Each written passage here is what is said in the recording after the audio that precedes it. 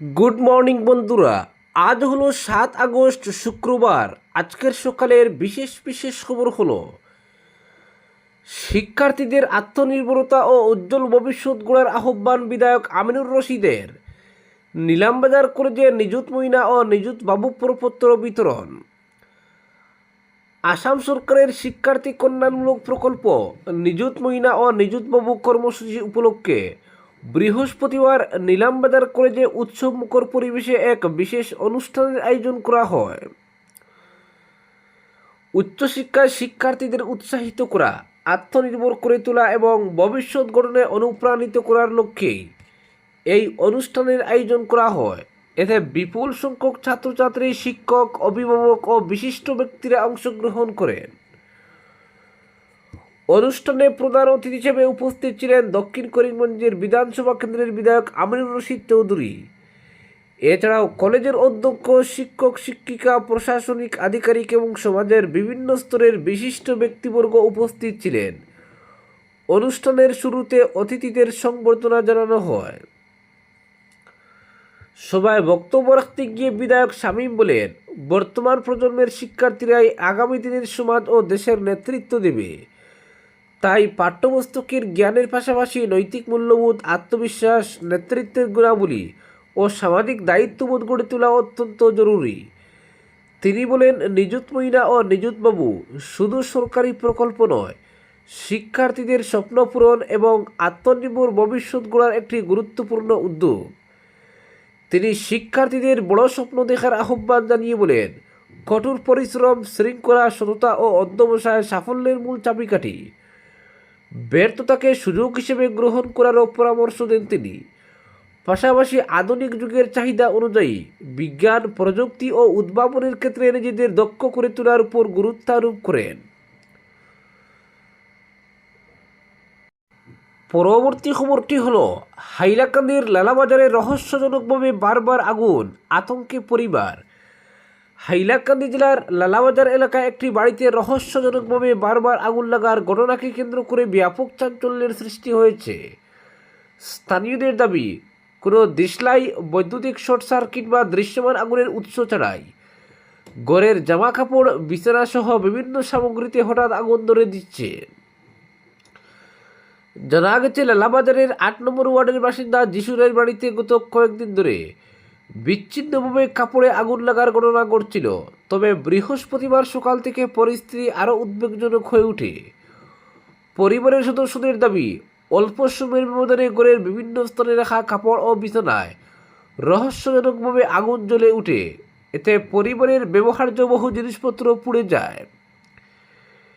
এই ঘটনার জেরে যিশুরায়ের পরিবার চরম আতঙ্কের মধ্যে দিন কাটাচ্ছে। পরিবারের সদস্যরা জানান, আগুনের প্রকৃত কারণ বুঝতে না পারায় তারা নিরাপত্তাহীনতায় ভুগছেন। ইতিমধ্যে পরিধেয় বস্ত্র, শোবার বিছানা সহ নিত্য প্রয়োজনীয় বহু সামগ্রী ক্ষতিগ্রস্ত হয়েছে। ঘটনার খবর ছড়িয়ে পড়তেই এলাকায় উৎসুক মানুষের ভিড় জমে। রহস্যময় এই ঘটনাকে ঘিরে স্থানীয়দের মধ্যে নানা জল্পনা কল্পনা ও কৌতূহলের সৃষ্টি হয়েছে। তবে এখন পর্যন্ত আগুন লাগার প্রকৃত কারণ সম্পর্কে প্রশাসন বা সংশ্লিষ্ট কর্তৃপক্ষের পক্ষ থেকে কোনো নিশ্চিত তথ্য পাওয়া যায়নি। ঘটনার প্রকৃত রহস্য উদ্ঘাটনের তদন্তের দাবি উঠেছে। পরবর্তী খবর, নিযুত মইনা ও নিযুত বাবু প্রকল্প শিক্ষার্থীদের উচ্চশিক্ষায় উৎসাহিত করবে বললেন বিধায়ক আমিনুল হক।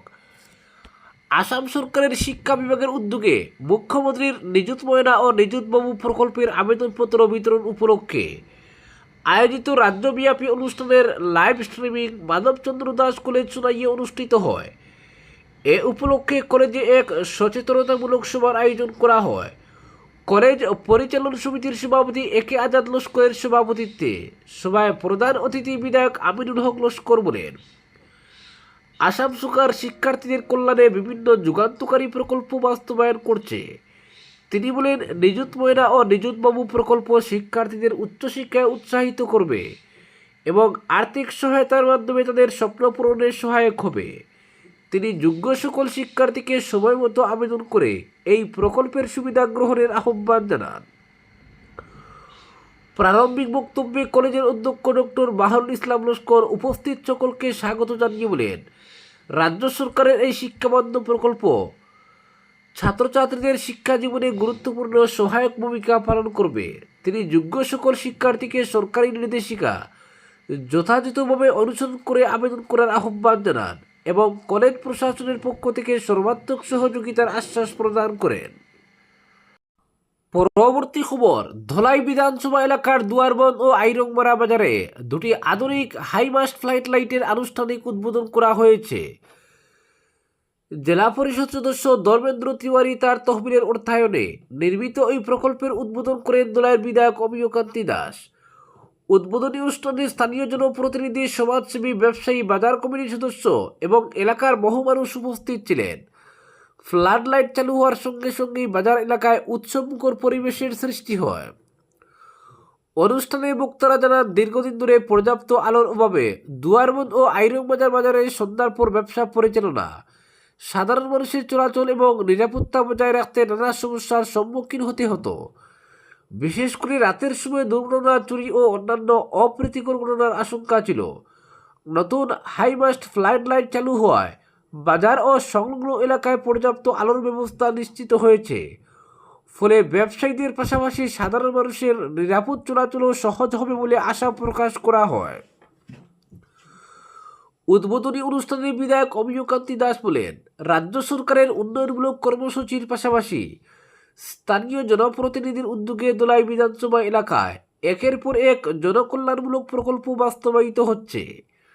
মানুষের জীবনযাত্রার মান উন্নয়নে রাস্তা, পানীয় জল, বিদ্যুৎ ও আলোর মতো মৌলিক পরিকাঠামোর উন্নয়ন অত্যন্ত গুরুত্বপূর্ণ।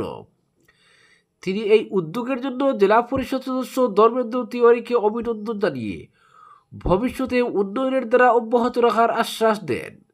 পরবর্তী খবর, কাটিগড়ায় শিয়ালের হামলায় নারী, শিশুসহ আহত 4জন শিলচর মেডিকেলে ভর্তি। কাছাড় জেলার কাংড়া এলাকার হরিনগর দ্বিতীয় খণ্ড গ্রামে শিয়ালের হামলায় নারী, পুরুষ ও শিশুসহ মোট 8জন আহত হওয়ার ঘটনায় ব্যাপক চাঞ্চল্যের সৃষ্টি হয়েছে।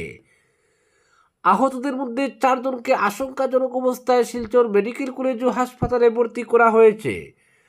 স্থানীয় সূত্রে জানা গেছে, বুধবার রাজিয়া বেগম লস্কর নামে এক মহিলা বাড়ির বাইরে বাথরুমে গেলে হঠাৎ একটি শিয়াল তার উপর ঝাঁপিয়ে পড়ে। শিয়ালটি তাকে শরীরের বিভিন্ন স্থানে কামড়ে গুরুতর জখম করে। তার চিৎকার শুনে পরিবারের সদস্যরা দ্রুত ছুটে এসে উদ্ধার করতে গেলে শিয়ালটি তাদের উপরও আক্রমণ চালায়। পরে তাড়া খেয়ে শিয়ালটি সেখান থেকে পালিয়ে যায়। এরপর শিয়ালটি আশপাশের আরও কয়েকটি বাড়িতে ঢুকে একের পর এক হামলা চালায়। এই ঘটনায় ফুরকান উদ্দিন লস্কর, ফখরুন্নেসা লস্কর, রাজিয়া বেগম লস্কর, আহাউদ্দিন লস্কর, সায়রা বেগম লস্কর, জামরুল উদ্দিন এবং ইন্তাজুর রহমান সহ মোট 8জন আহত হন। আহতদের মধ্যে 4জনের শারীরিক অবস্থার অবনতি হওয়ায় তাদের শিলচর মেডিকেল কলেজ হাসপাতালে ভর্তি করা হয়েছে। অন্য আহতদের প্রাথমিক চিকিৎসার পর ছেড়ে দেওয়া হয়েছে। ঘটনার পর থেকেই হরিনগর দ্বিতীয় খণ্ড গ্রাম জুড়ে আতঙ্কের পরিবেশ বিরাজ করছে। বন্যপ্রাণীর এমন আকস্মিক হামলায় এলাকাবাসীর মধ্যে চরম উদ্বেগ দেখা দিয়েছে। স্থানীয়রা বন বিভাগ ও প্রশাসনের কাছে দ্রুত ব্যবস্থা নিয়ে শিয়ালটিকে আটক করার দাবি জানিয়েছেন। আজকের বিশেষ সংবাদ এখানেই সমাপ্ত।